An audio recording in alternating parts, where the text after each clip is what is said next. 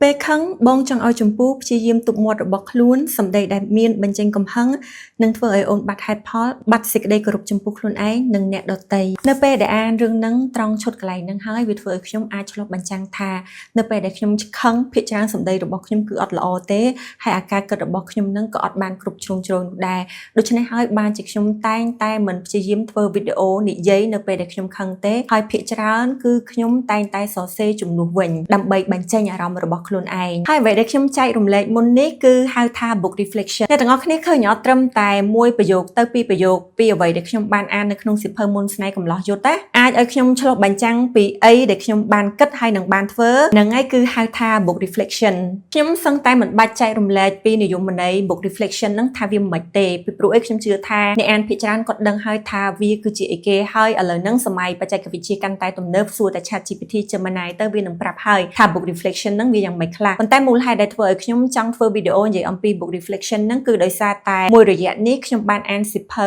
Kim Jong Un Born in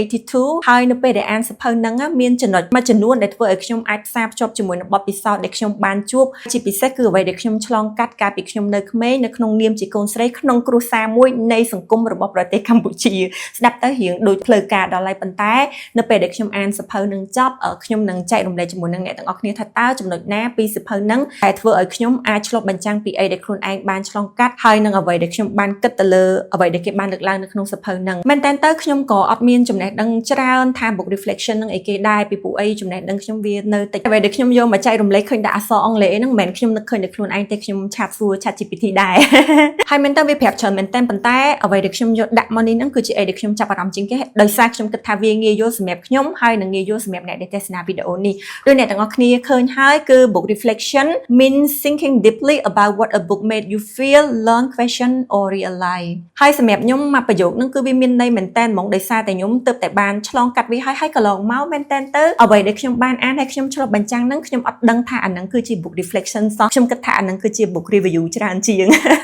អញ្ចឹងអ្នកទាំងអស់គ្នាតាមដានដល់ចប់ខ្ញុំនឹងចែករំលែកថា book review មិន book reflection មិនប៉ុន្តែសូមបញ្ជាក់ម្ដងទៀតខ្ញុំអត់ចេះតែឯងទេគឺខ្ញុំអានដូចគ្នាខ្ញុំរកមើលដូចគ្នានៅក្នុងអ៊ីនធឺណិតហើយសួរ ChatGPT ទៅហើយតិចទៀតខ្ញុំនឹងចែករំលែកជាមួយនឹងអ្នកទាំងអស់គ្នាពីអ្វីដែលខ្ញុំយល់តាមរយៈអីដែលខ្ញុំបានអានមុននេះពីព្រោះវីដេអូនេះអានភ្លាមហើយចែករំលែកភ្លាមតែម្ដងអត់មានបានគិតអីច្រើនទេណាមួយដោយសារតែប្រធានបទវាមិនមែនជាប្រធានបទ sensitive ដែលតម្រូវឲ្យមានការស្រាវជ្រាវឬក៏អានបែបស៊ីជម្រៅនោះទេខ្ញុំគិតថាវាជាប្រធានបទដែលខ្ញុំអាចនិយាយបានដោយសារវាឆ្លុះបញ្ចាំងពីបទពិសោធន៍ផ្ទាល់ខ្លួនរបស់ខ្ញុំដែរមុននេះអ្នកទាំងអស់គ្នាបានដឹងពី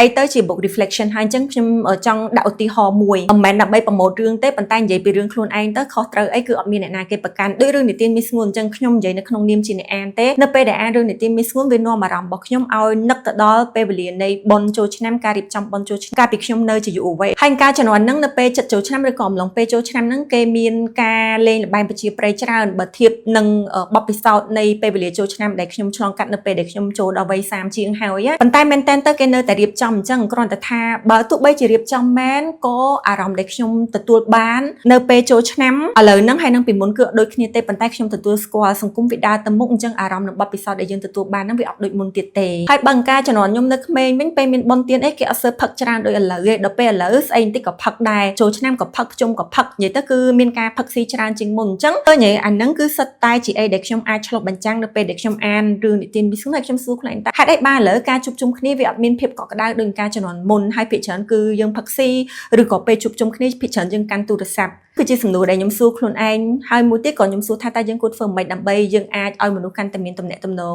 ស្និទ្ធស្នាលឲ្យមនុស្សកាន់តែមានទំនាក់ទំនងល្អជាមួយនឹងគ្នាជាងមុនជាពិសេសនៅពេលមានបុណ្យទានដែលគាត់ជួបគ្នាគាត់អាចទៅចែកគ្នានិយាយពីរឿងរ៉ាវដែលខ្លួនឯងបានជួបប្រកបដោយភាពសប្បាយរីករាយអីអញ្ចឹងហើយខ្ញុំក៏សួរខ្លួនឯងទៀតថាតើថ្ងៃមុខអារម្មណ៍នៃការឆ្លងកាត់ពិធីបុណ្យចូលឆ្នាំនៅក្នុងឆ្នាំ2026នឹងដូចទៅឆ្នាំ2027 2028ឬក៏2036ដែរឬទេហើយអត់ទាំងអស់ហ្នឹងហើយគឺខ្ញុំអត់ដឹងសោះថាវាជាអីដែលខ្ញុំទទួលបានក្រោយពេលដែលខ្ញុំអានសៀវភៅហើយគេហៅឈ្មោះវាថាជា book reflection បើអ្នកទាំងអស់គ្នាមើល book review គឺគេផ្ដោតទៅលើការវាយតម្លៃពីសៀវភៅហ្នឹងឬក៏ rating អីជាដើមឲ្យបន្ទុក5លើ5 9លើ10ប៉ុន្តែ book reflection គឺអត់ផ្ដោតទៅលើការវាយតម្លៃឬក៏ការឲ្យបន្ទុកទេដោយអ្នកទាំងអស់គ្នាឃើញអញ្ចឹង book reflection គឺវាផ្ដោតទៅលើ personal thought របស់យើងផ្ទាល់ឬក៏ feeling របស់យើងបានន័យថាការគិតផ្ទាល់ខ្លួនរបស់យើងហើយនឹងអារម្មណ៍របស់យើងដែលយើងទទួលបាននៅក្នុងអំឡុងពេលដែលអានរឿងហ្នឹង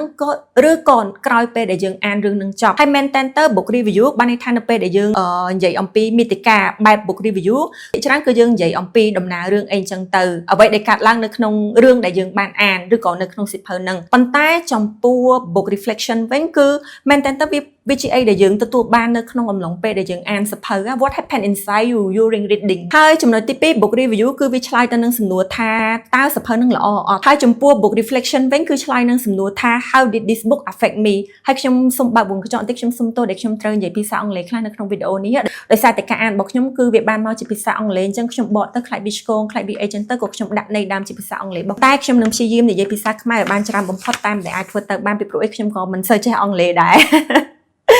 រហើយចុងក្រោយដែលខ្ញុំចាប់អារម្មណ៍ទៅលើភាពខុសគ្នារវាង book review ហើយនិង book reflection គឺ book review main goal របស់វាគឺ critic ហើយនិង evaluation ប៉ុន្តែខ្ញុំសូមបើកវងកញ្ចក់បន្តិចការរិះគន់នេះគឺសូមឲ្យជាការរិះគន់នៅក្នុងន័យស្ថាបនាការរិះគន់ដែលចេះប្រើប្រាស់ពាក្យពេចន៍សម្ដីប្រកបដោយក្រមសីលធម៌ហើយចំពោះ book reflection វិញដែលខ្ញុំឆ្លាញ់ហ្នឹង main goal របស់វាគឺបានន័យថាវាជួយអ្នកអានឲ្យគាត់បានយល់ហើយនឹងគាត់ផ្សារភ្ជាប់សាច់រឿងហ្នឹងមកជាមួយនឹងបទពិសោធន៍ជីវិតប្រចាំថ្ងៃរបស់គាត់ហើយខ្ញុំលើកឡើងអំពីភាពខុសគ្នារវាង book review ហើយនិង book reflection មិនមែនដើម្បីកាត់សេចក្តីថាមួយណាល្អជាងមួយណាទេពីព្រោះអីសម្រាប់ខ្ញុំមាតិកាប្រភេទពីរនេះគឺមានគុណសម្បត្តិរៀងៗខ្លួនតែអាស្រ័យទៅលើយើងខ្លួនឯងនៅក្នុងនាមជាអ្នកអានឬក៏យើងនៅពេលដែលអានហ្នឹងគឺយើងចង់ឲ្យមានមាតិកាប្រភេទណាដែលយើងធ្វើទៅសម្រាប់ចែករំលែកជាមួយនឹងអ្នកដទៃហើយមួយទៀតខ្ញុំសុំចិត្តហ្មងគឺមិនគួរធ្វើមាតិកាដែលបកស្រាយពី plot twist នៃសាច់រឿងនោះទេបានន័យថាម៉េចរឿងខ្លះអ្នកនិពន្ធខំលាក់សាច់រឿងស្ទើរស្លាប់ប៉ុន្តែយើងយកមកនិយាយត្រឹមតែមួយប្រយោគត្រឹមតែមួយម៉ាត់ពីរម៉ាត់បានន័យថាអ្នកដែលគាត់ស្ដាប់ឬក៏អ្នកដែលគាត់អានអ្វីដែលយើងបង្ហោះហ្នឹងគាត់មិនបាច់ទៅមើលសាច់រឿងហ្នឹងគាត់មិនបាច់ខិតខំអានរាប់រយទំព័រទេគឺគាត់អាចដឹងពីចំណុចលាក់ឬក៏ចំណុច plot twist នៃសាច់រឿងតាមរយៈការបង្ហោះរបស់យើងចឹងជាការសុំចិត្តពីខ្ញុំឯណាគឺព្យាយាមជិះវាងអានឹងដោយសារតែអ្នកនិពន្ធម្នាក់រួមទាំងខ្ញុំក្តីនៅពេលទៅសេសាច់រឿងយើងគិតខ្លាំងមែនតើហ្មងខ្ញុំស្កើច្រើនណាស់ទាំងអស់គ្នាមិនមែនតែត្រឹមពីកំណាត់ប៉ុន្តែខ្ញុំគិតច្រើនដែរយើងគិតឡើងចង់ខ្សោះខ្លួនណាប៉ុន្តែដល់ពេលមានអ្នកអានខ្លះមែនតើទៅគាត់ចង់ផ្សព្វផ្សាយទេប៉ុន្តែអ្នកខ្លះហ្នឹងក៏ជាចេតនាដែរក៏មិនដឹងណាគឺគាត់យកអាកន្លែងដែលយើងលាក់ហ្នឹងទៅនិយាយយ៉ាងងាយហ្មងដែលខ្ញុំគិតថាបើសិនជាអាចជិះបានគួរតែជិះអាណិតអ្នកនិពន្ធផង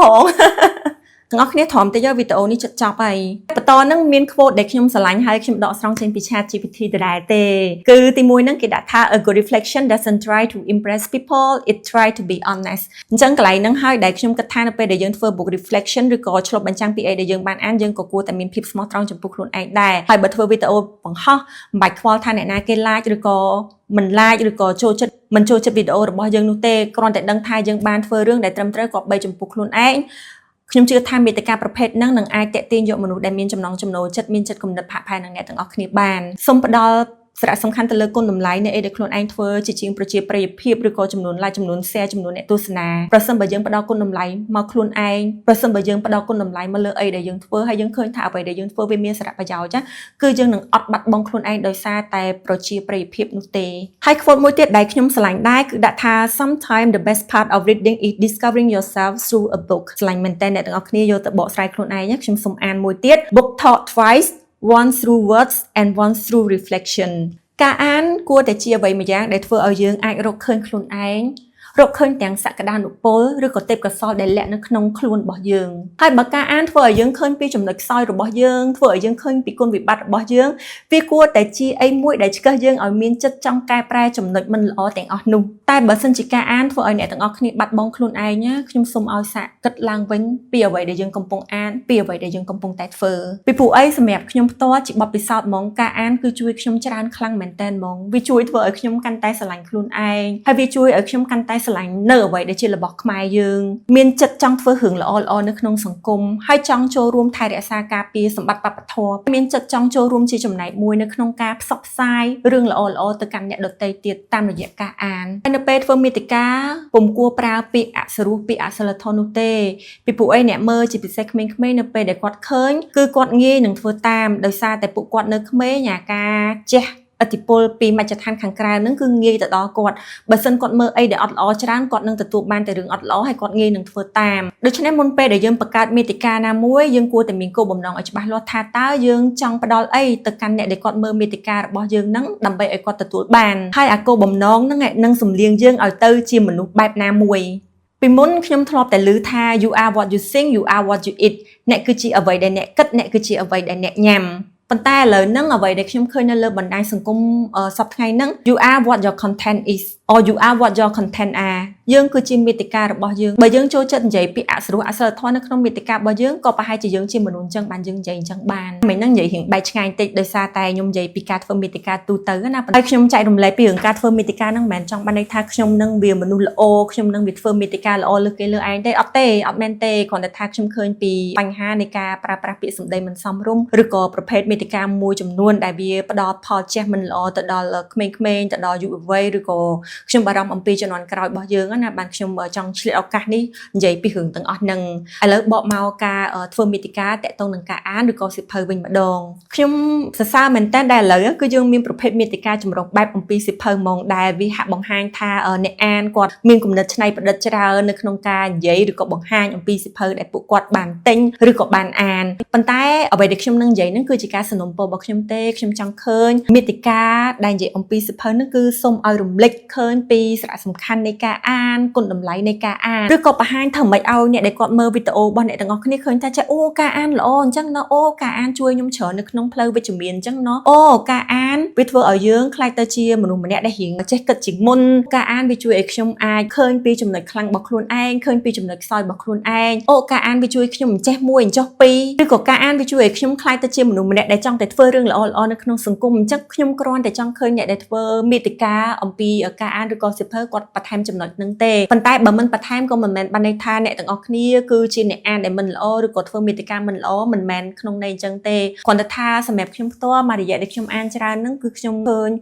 ពីគុណតម្លៃនៃការអានសារៈប្រយោជន៍នៃការអានហើយដល់ពេលចឹងទៅខ្ញុំគិតថានៅពេលដែលយើ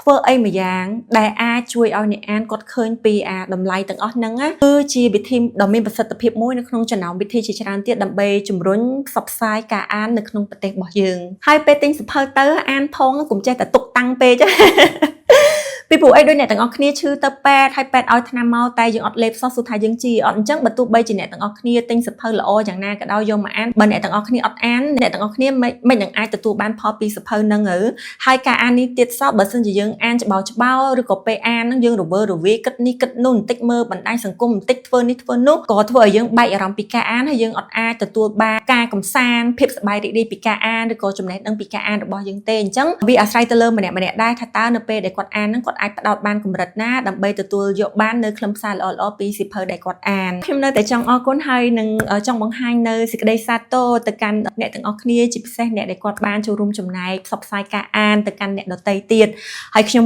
លើកទឹកចិត្តឲ្យបន្តនៅសកម្មភាពទាំងអស់ហ្នឹង